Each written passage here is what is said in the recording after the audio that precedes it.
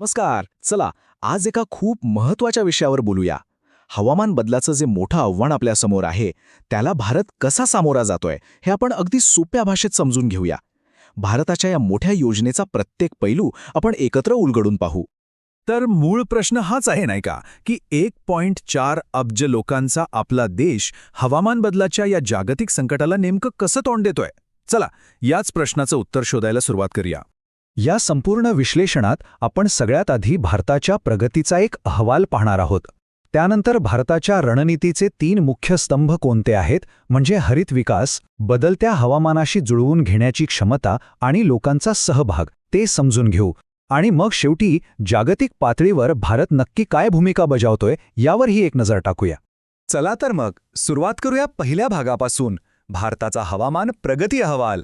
म्हणजे बोलण्याआधी भारताने आत्तापर्यंत नक्की काय साध्य केलंय तेच आधी पाहूया. हा आकडा बघा, खरंच थक्क करणार आहे.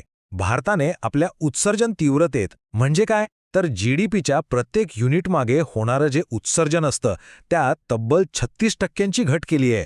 आणि यातली सगळ्यात मोठी गोष्ट काय माहिती आहे? 2030 पर्यंतचं जे लक्ष्य होतं ते भारताने जवळपास दशकभर आधीच पूर्ण करून दाखवलंय. आणि ही दुसरी मोठी कामगिरी पहा. फेब्रुवारी 2024 पर्यंत भारताच्या एकूण वीज निर्मिती क्षमतेपैकी तब्बल 52.57% क्षमता ही स्वच्छ म्हणजे गैर जीवाश्म इंधनांवर आधारित होती. कमाल म्हणजे इथेही 2030चं 40% लक्ष्य अनेक वर्ष आधीच पार झालंय. हा बार चार्ट हेच किती सुंदरपणे दाखवतोय. इथे आपल्याला स्पष्ट दिसतंय की आपलं 40%चं लक्ष्य कुठे होतं आणि भारताने प्रत्यक्षात किती मोठी झेप घेतली आहे. हे खरोखरच एक जबरदस्त यश आहे. आणि ही तिसरी मोठी कामगिरी म्हणजे कार्बन सिंक तयार करणं. याचा सोपा अर्थ असा की जंगलं आणि झाडं वाढवून भारताने वातावरणातून तब्बल 2.31 अब्ज टन कार्बन डायऑक्साईड शोषून घेतला आहे. हे म्हणजे जणू काही निसर्गानेच आपल्यासाठी हवा शुद्ध करण्यासारखं आहे. बरं, ही तर झाली आतापर्यंतची कामगिरी. पण हे यश पुढे कसं नेलं जाणार आहे? त्यासाठीच आहे ह्या रणनीतीचा पहिला स्तंभ, हरित विकास. यात उत्सर्जन कमी करण्यासाठी स्वच्छ ऊर्जा आणि शाश्वत उद्योगांवर लक्ष केंद्रित केलं गेले आहे. तर अत्यंत महत्त्वाचा मुद्दा हा आहे की ही रणनीती काही लहान सहान बदलांबद्दल नाहीये. याचा केंद्रबिंदूच आहे स्वच्छ ऊर्जा, हरित उद्योग आणि ऊर्जा कार्यक्षमतेमध्ये मोठ्या प्रमाणावर गुंतवणूक करणं आणि त्या दिशेने एक मोठी झेप घेणं. या अंतर्गत अनेक महत्वाकांक्षी उपक्रम सुरू आहेत. बघा ना, एकीकडे राष्ट्रीय हरित हायड्रोजन मिशन भविष्याच्या इंधनाची तयारी करतंय, तर दुसरीकडे PM सूर्यघर सारख्या योजनांमधून घराघरात सौर ऊर्जा पोहोचतेय. एवढेच नाही तर PM कुसुम योजनेमुळे आपले शेतकरीही ऊर्जा क्षेत्रात स्वयंपूर्ण होत आहेत.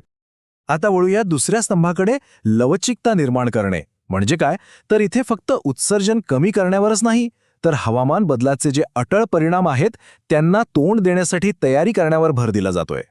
हे समजून घेणं खूप महत्त्वाचं आहे की हवामान बदलाचे काही परिणाम आता अटळ आहेत.